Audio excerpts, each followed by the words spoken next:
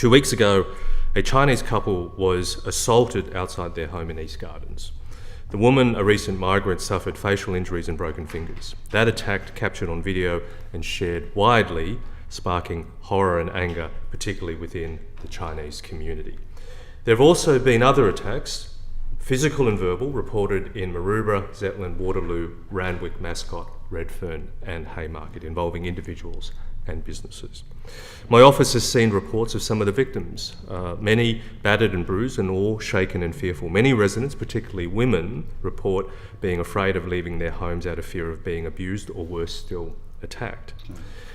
Let me say first that anger is justified, and so is the anxiety. No one should be made to feel unsafe in their own neighbourhood and community.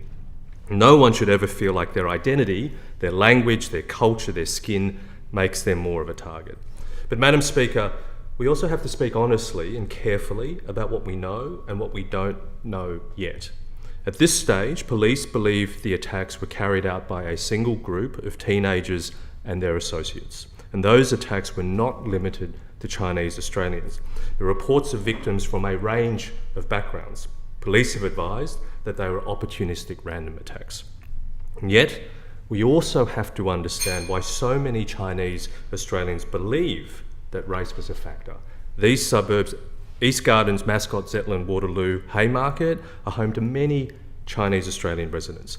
And there is a perception, one shared in many online groups and conversations that I have had, that Chinese people are seen as soft targets, as unlikely to fight back, unlikely to report the crime. This belief is not paranoia. It's a response shaped by experience, by past abuse, by years of being told to keep your head down and to stay quiet. That perception that Chinese people are less likely to be protected, less likely to be believed, is a threat to our social fabric, and it has to be addressed. We remember the abuse the Chinese community endured during the COVID pandemic, when Chinese Australians were blamed for the pandemic and spat on, abused and physically attacked. And we remember the feeling, the suffocating weight years ago when the bilateral relationship between Australia and China was at its lowest ebb, the lowest point, when Chinese Australians were accused of disloyalty and of being spies for a foreign country. When community members felt they couldn't speak up or defend their heritage or even go to Chinese community events out of fear of being photographed and framed as in cahoots with a foreign government.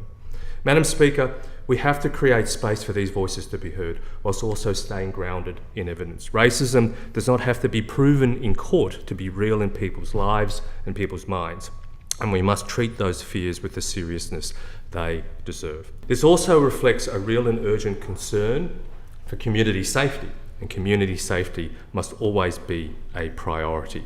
And so must be addressing complex issues of youth justice. And let's be clear, locking up more young people will not make our communities safer. It may actually do the opposite. The goal must be to prevent violence before it happens. That means tackling the root causes, poverty, disengagement and trauma to young people and their families. And it means ensuring there are real consequences for serious harm, but also opportunities for rehabilitation. So, Madam Speaker, let me end with this. These attacks have tested our community, but they've also shown its strength. In the face of fear, we've seen people organising, helping neighbours walk home, supporting victims and demanding action. And we must meet the strength with leadership, with compassion, with policies that are firm but fair, but above all, with a shared commitment to making every person from every background feel safe and respected.